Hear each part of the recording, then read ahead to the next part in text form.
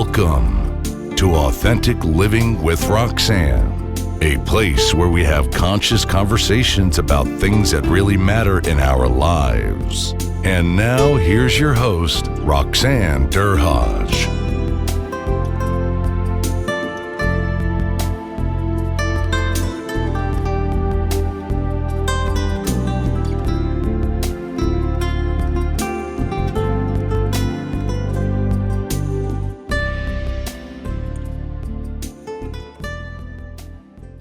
Hello, everyone. It's Roxanne Derhaj.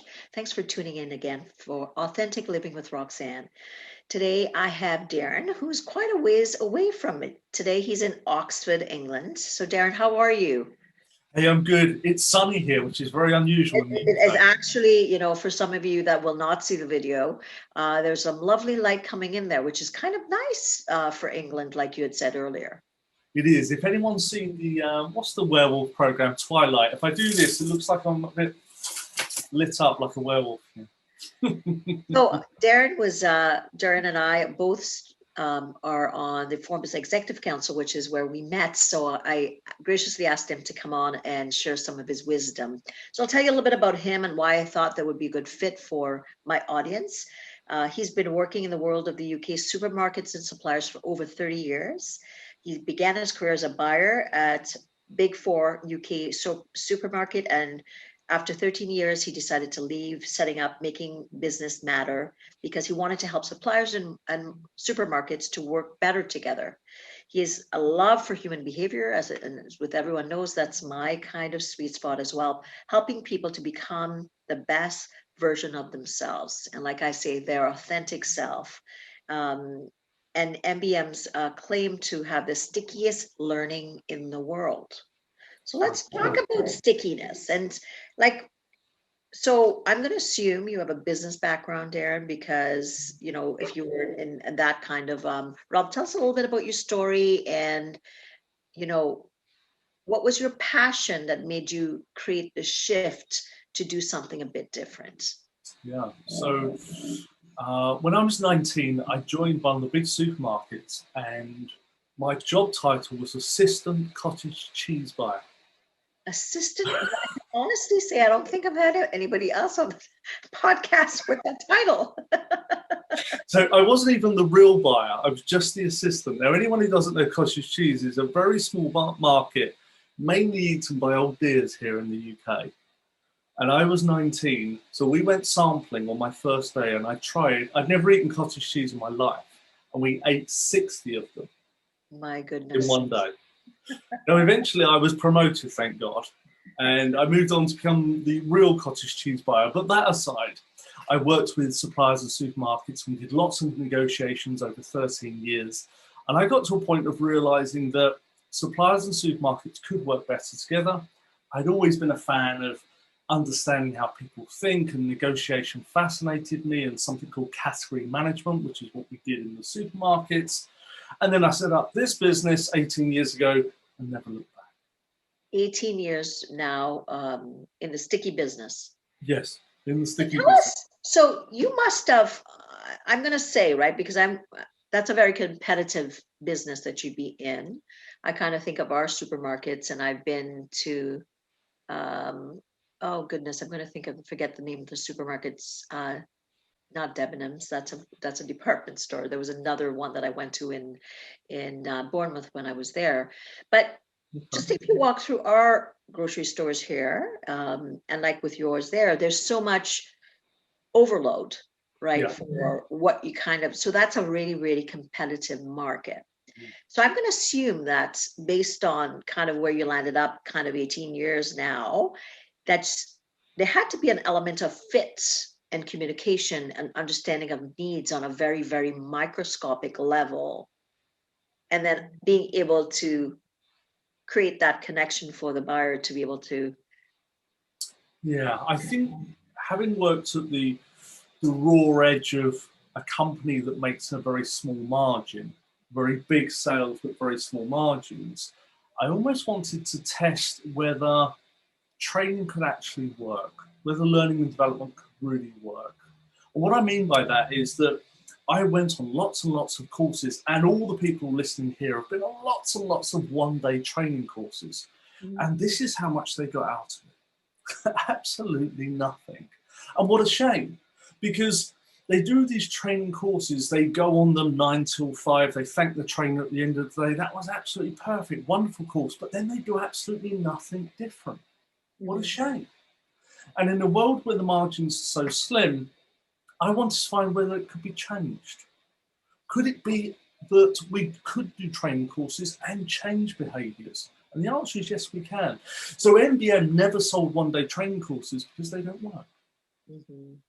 Because of course, yes, it's nice. You know, I think of all the trainings that I've done in my career, and oftentimes as executives, first of all, sometimes it was an inconvenience, but sometimes it was nice to escape the office as well. Yes. To think I'm going to get away for a day.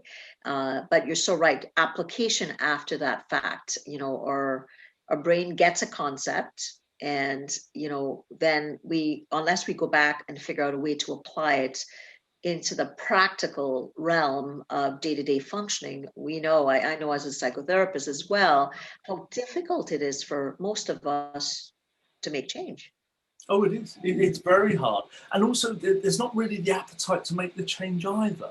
I'll give you an example. I was sent, you should never be sent on a training course, but if you ever are, it won't work.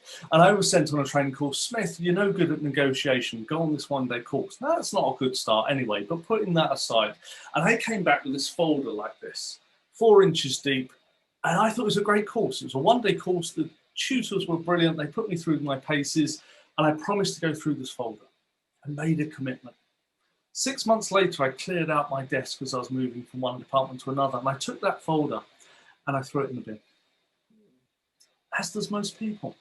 Now, I didn't change my behaviour because of that course, not at all. And what a shame. I'd invested a day, the company I worked for had invested £2,000-3,000, and I did nothing differently. But here I am working for corporate, doing nothing different from training courses. Only 3 years earlier, I'd been doing my driving lessons, 1 driving lesson per week for 30 weeks, because that's spaced repetition, it works. All of a sudden I can learn everything in a day. Not true. Practice. Small, I would say, palpable little bites often, you know, so create the concepts, you know, but you have to, I call it the little inoculative factors along the way, right? I've taught, you know, college and grad school and all those things, right? And you're so right. And oftentimes my students would do the 14-week, and you know, they weren't really taking the practical application of what they were, just like thinking, geez, I got to get through these 14 weeks and hopefully, you know, pass this thing. But really, were they able to have boots on the ground kind of practical applications of those concepts? I have my doubts that most of them did. And it's a shame. And the bit that I suppose bothered me when I started to get into this, having come out of corporate and taking my experiences there and wanting to apply something different, was that some of this research was around from Ebbinghaus in the 1850s, a German psychologist who realized that actually we're going to forget most of this stuff unless we use it within 6 days, 2 weeks, 30 days. The research changes. But the important thing is we do forget it unless we use it and we keep using it. Let's talk a little bit about that, right? Like, let's say I'm a poor communicator, so I get sent because I got to figure out how to more effectively communicate with my team or, you know, different departments throughout maybe my national company. What is the difference between stickiness, which is your concept, and someone kind of, like you said, a one and done kind of bit? But even if they do executive coaching, what's the difference? Or is it like a bit of a marriage of both that's most effective? There are a number of elements that make the learning stick, or more importantly, even put the learning here, change behaviors. And one of those is to have bite-sized chunks. So let's say it might be an hour and a half or a few hours. The second part is to have a space in between to reflect, consider, use, and then to do it again. The next part is to have a line manager who gives feedback, who says, I see you communicating better, brilliant. Or no, you're not, how can I help? That's also important. And then one of the other things that we've worked on is having fewer learning objectives. Now, in the world of training that I am in, you'll see training courses that have 6, 7, 8, 9, 10 learning objectives. You think, there's no way I'm going to change that many behaviours. So our stickiness is about, what one thing do you want to change in negotiation? I'd like more confidence. Okay, let's work on that. Once you've got to that point, let's work on your questioning technique. But let's not try and do all 10 at once, because you'll learn nothing. So really, when you think of those performance evaluations, let's get down to the nitty gritty of, the ones that we all love to do yearly, either being on the receiving end or on the giving end. I think most people don't like performance evaluation times because it's unfortunately doesn't leave a very good taste in your mouth. So oftentimes you kind of sit down and you think about what are the things that I want to improve on and things like that. So from an HR perspective, most people are trying to kind of ensure that people get some kind of, organizational development metrics that they have to meet year by year or whatever.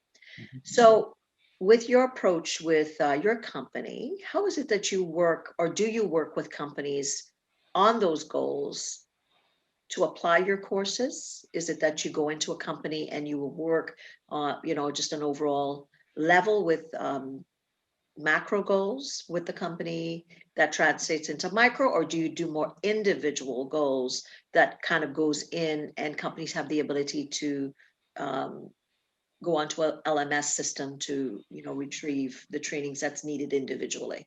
Yeah, and the answer, Roxanne, it's a bit of both. It has to be what the company wants to achieve ultimately, of course. Plus, it has to be what the individual wants to achieve. Because at the end of the day, that individual is the poor person who's got to go and do all this stuff. Mm-hmm. So we have to make sure they're interested in it and they want to do it. We want it the furthest end from, why are you at this training course? My boss sent me. It will never work. Where we want to be is the other end of that spectrum of, what do you want to get out of this training course? And normally the conversations between our trainers and learners, the learners waffle on about business demands, strategic, blah, blah, blah. No, what do you want? Well, I want to be able to leave the office at 6 every day. Okay, that's time management. Let's start there. Mm-hmm. And then you've got something that really works because they have a vested interest. It's a bit like if I were to hold up, when I was learning French at school, they gave us a French verb table. This thing was 3 inches deep and it was awful. And we sat in double French. We opened it and read a verb table. Not one thing went into my head. But roll forward to me getting my new iPhone the other day. I'm opening it, I'm playing with it, I'm interested. And there's the difference between someone who's motivated and someone who's not. Because I'm going to get something out of that iPhone. I'm interested in technology, I want to use it, I want to get ahead of my brothers, blah, blah, blah. But the French verb table, all it did was prop up my desk. So really, if you look at, kind of goals for companies, if we look at corporate culture and maybe if there's not buy-in, potentially, but let's say they want everybody to be able to have, like you said, better negotiation skills. It's sometimes the buy-in's not there based on the culture and based on what maybe the senior executive team might want to achieve. So in that case, you're going in, you're obviously speaking to senior buyers about potentially what they're needing to achieve. But sometimes you're getting employees that are going to feel a bit, I'm going to use the word mandated. Yeah. I have to take this darn course. Yeah. Okay, I'm going to get through it. How do you kind of work with that motivation level versus someone that kind of is opening the new iPhone that's a big toy and they want to get better at it so they can do some fun things? Is there a bit of gamification in your courses, or?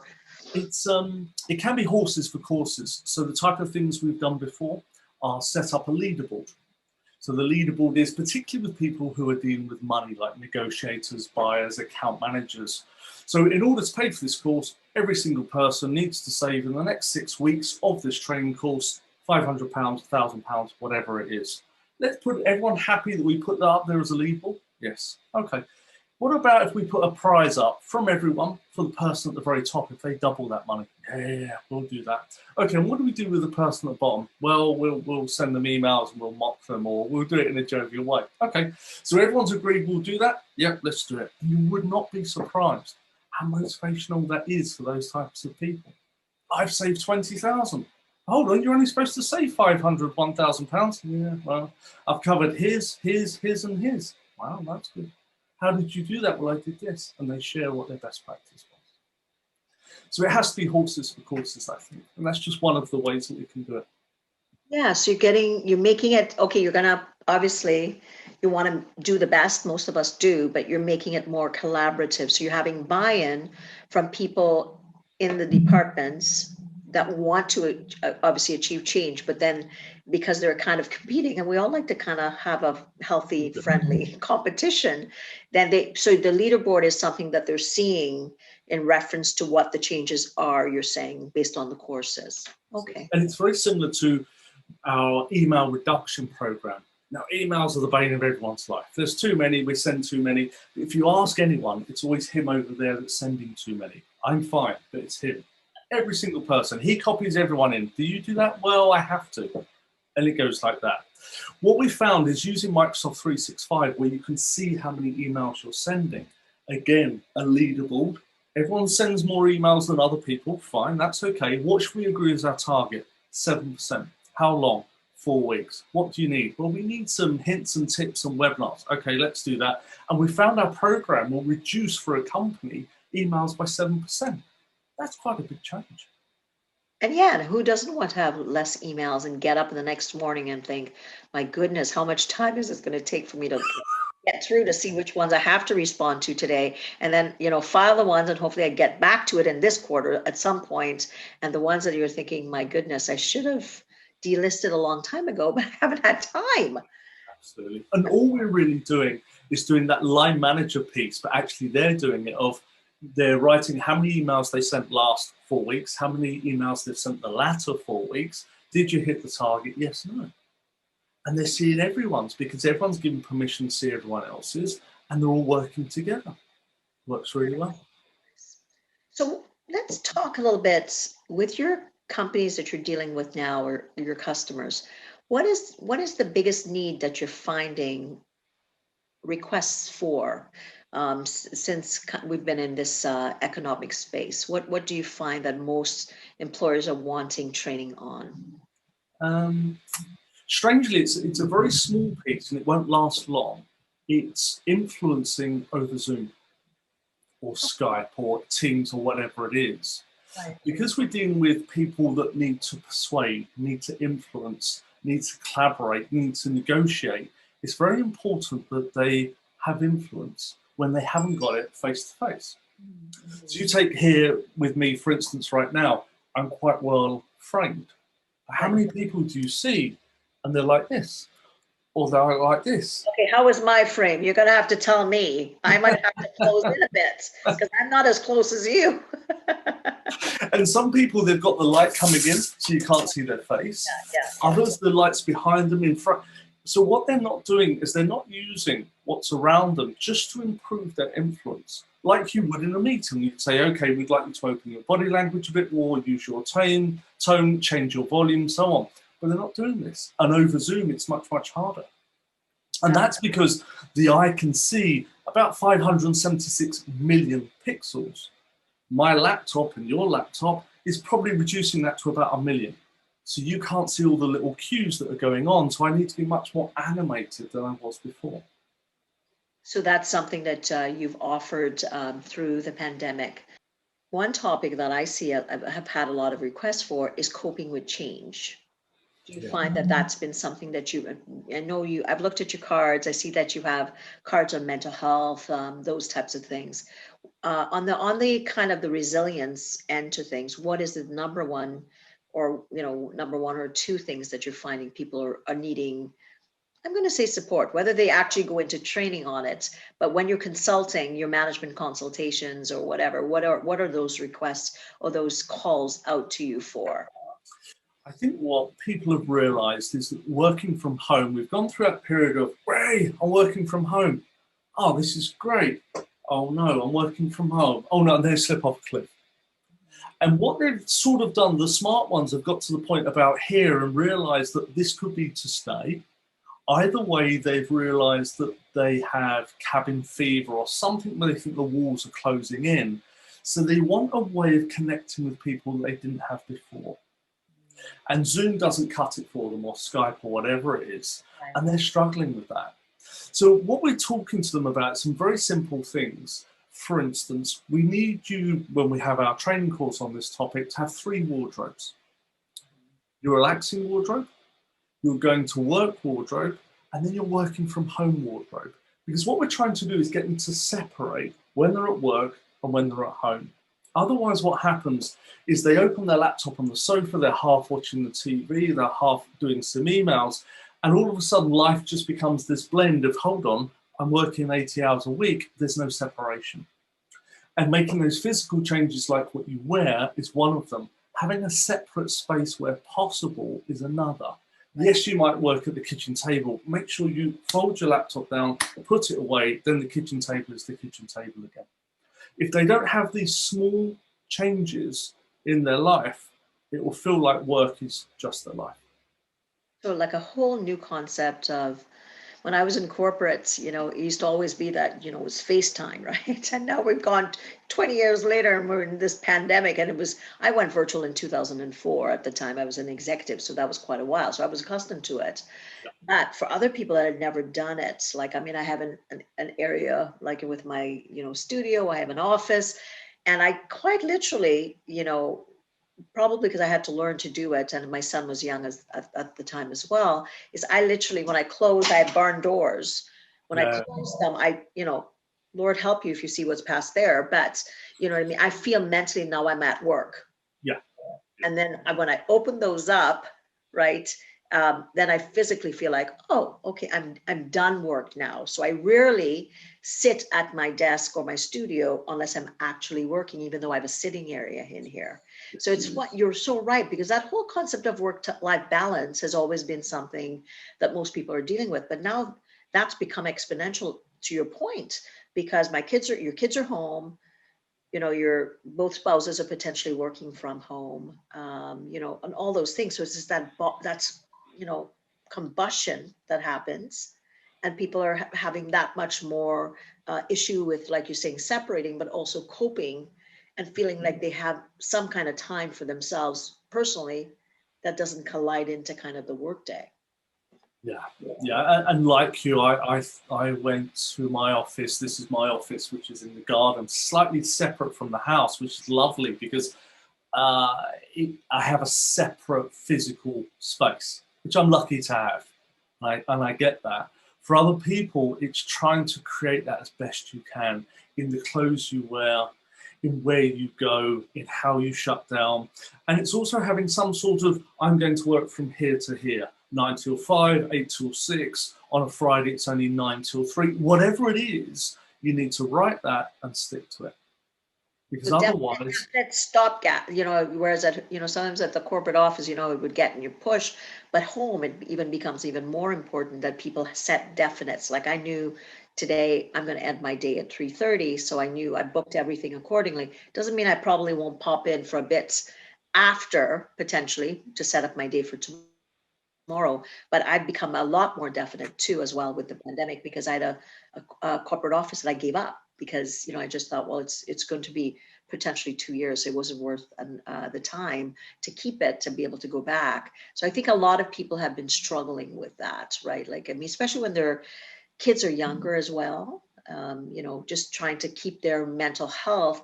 Whereas now parents don't have that separation. I said, people are wanting to go back to the office now. I've been hearing a lot more because that whole concept of, I get to do one thing. I get to, chit chat at the water cooler. Yeah. I get to be able to, actually see my people I'm working with on certain projects, those types of things. Yeah. I would agree. And for those people who are struggling, you and I have been doing it 15, 18 years working from home. We've had that separate space. We've learned these behaviors. For them, they've had to learn it pretty quick, and it's tough. It's really tough to understand how to do these things remotely, to have the separate space, separate clothes, blah, blah, blah. And the bit that I think they'll struggle with a lot is what we call the water cooler moments. The bit where you're going to have a cup of tea together or get some water together, and it's that chit-chat that happens that makes Project X work. Trying to create that on Skype or Zoom because it's all purposeful. It's all, I'm going to talk to Roxanne 5 till 5:30, and that's a meeting. I don't phone you and just say, can we talk about this? It doesn't happen as much, and it's a shame. It's hard to replicate, really hard. I would think that it takes longer. So potentially we would think that we would be minimizing the amount of wasted time, but there's something to be meant about connection in person that's not replicatable, to your point, via Zoom. Like when I am on, and I'm sure you've probably had to think a little bit about this, is like 7 hours. And, if I've had 7 meetings, let's say, between trainings or coaching or something, sometimes a 7-hour online, I find a lot more mentally draining than potentially if I was kind of doing the same hour, hours out there kind of thing, shifting, or maybe I might have a couple of Zoom meetings, but there's something, I wonder what it is about the brain. Is it because we have to focus that much more, like you're saying, with the pixels? And what part of the brain are we overstimulating potentially? To hyper focus, because I could see your nonverbals very well, but if you were in person, it could be so much more that I'd be getting from you, but I've got half of you. Yes. I mean, you're pretty animated, so it helps me but some people are quite flat sometimes, but where you're not getting any kind of ability to read their affect. And then you're having to work that much more if they're not animated. And it's exhausting. It's exhausting. And particularly if you take, if I'm talking down here or the angle's wrong or the light's bad, it just makes it doubly hard beyond the 500, 600 million down to the 1 million. And if I'm also very flat, and obviously you can't see what I'm doing down here with my hands, so I'm trying to hold my hands up at times because I've got to try and help you understand what I'm communicating. That's my job. But I've been on Zoom calls where you've got this guy and he's just talking like this, and you think, I have no idea what you just said, because all this stuff adds. Like a ventriloquist at that point, you're like, oh my goodness, there's no nonverbal. No.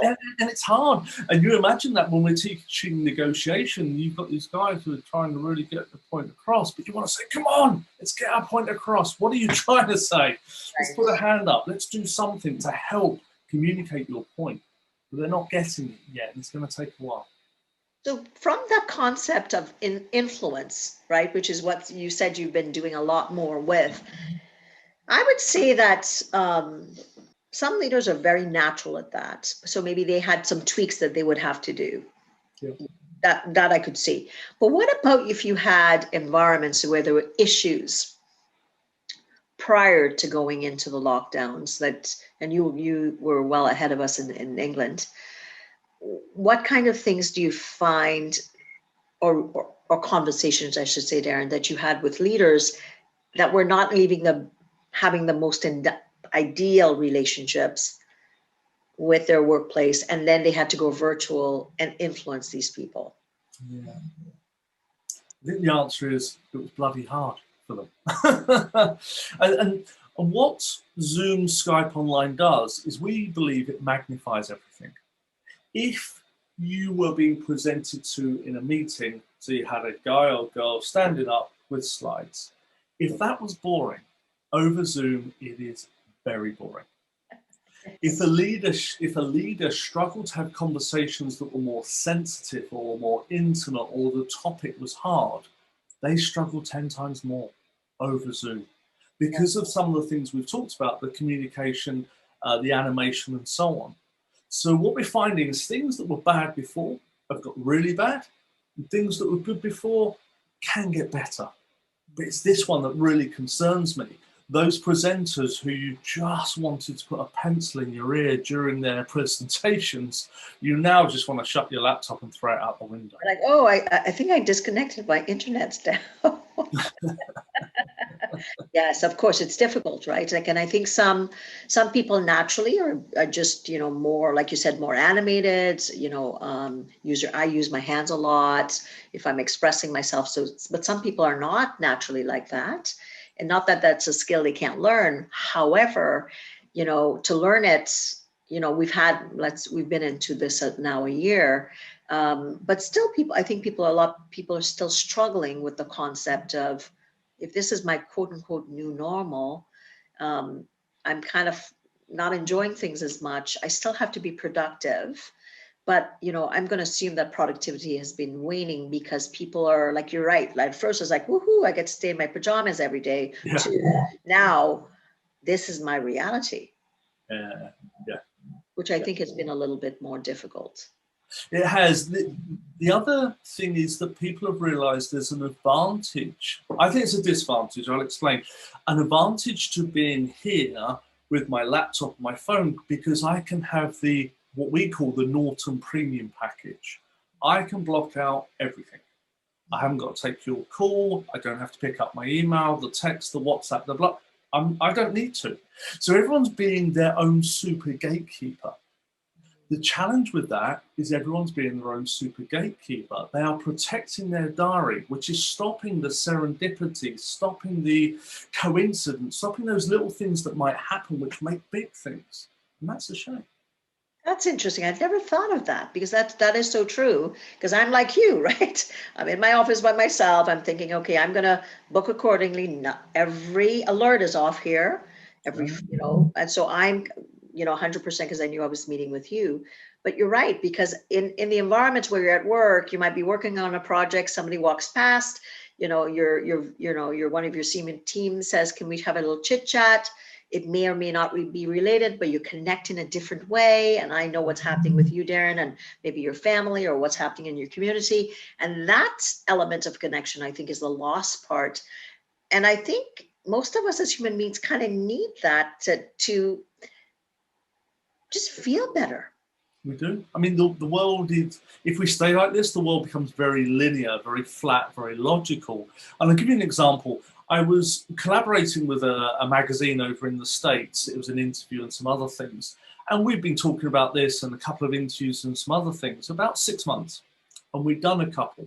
So I thought I got to know this guy over email. And that's okay. So we got to a point 6 months on where I said, how about we have a short call? I think there's things we could do. I don't know what they are, but I think there are. So he said on his email, write to me and tell me what they are. I said, no, I'm not going to, because I know as soon as I put them on screen, you'll say no. And he wrote back and said, yeah, I will. I said, we've been collaborating now for 6 months on a few things. I only want 15 minutes of your time. And he wrote back and said, I can't give you it. Wow, that's interesting. 6 months of networking potentially where you're perceiving it at a different level, because that's what I do often too. That's me with my background. I all say, well, I know when we chatted and I go, hey, let's just connect, and then and I'll say to someone, instead of sending an email, if I can, I'll do a voice note. I'll say, hey, Roxanne, I would love to kind of connect with you. How about we jump on a call and here's my link. Because I find that just adds a different element, because now I'm just not the flat picture of this, woman on LinkedIn kind of with certain backgrounds.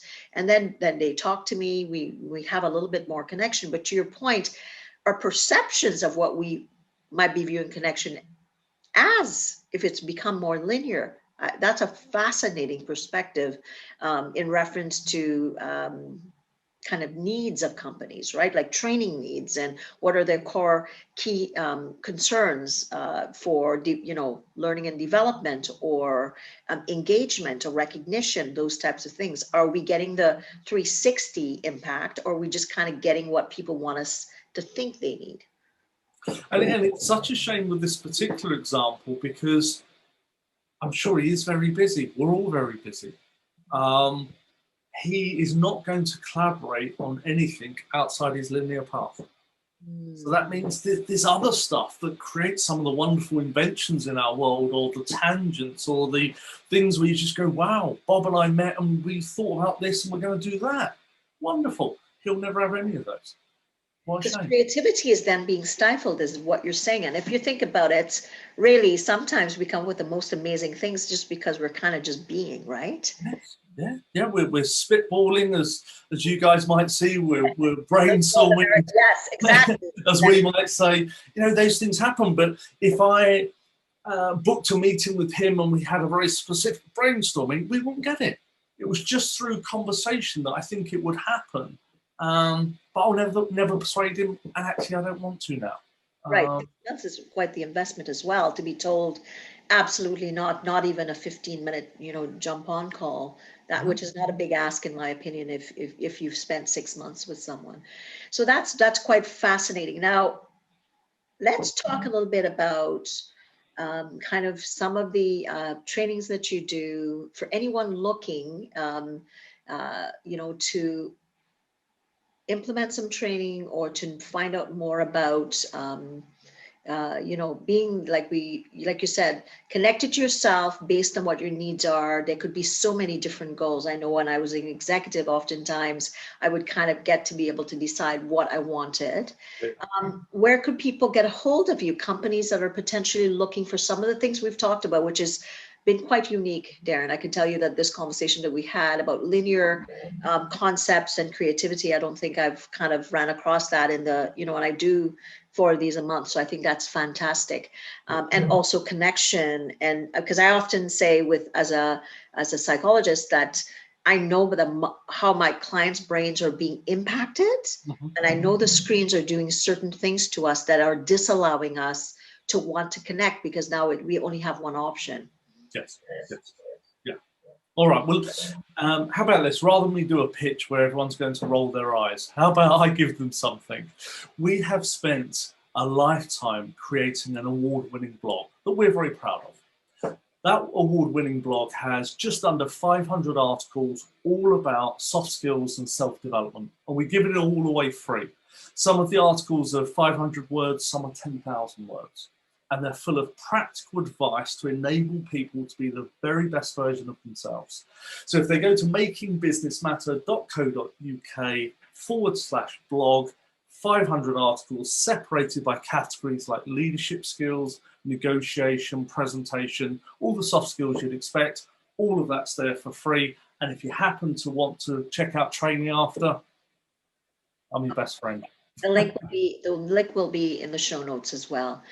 So this has been an amazing chat. I think I've learned a couple of things in reference to maybe what I need to do differently when I'm on Zoom, and to be less linear potentially, because I'm sure I've been as culpable as other people probably listening to this, and recognizing is what is it that I can do to have a bit more kind of, like you said, definite stop gaps to create that synergy for some kind of connection. What can I do different?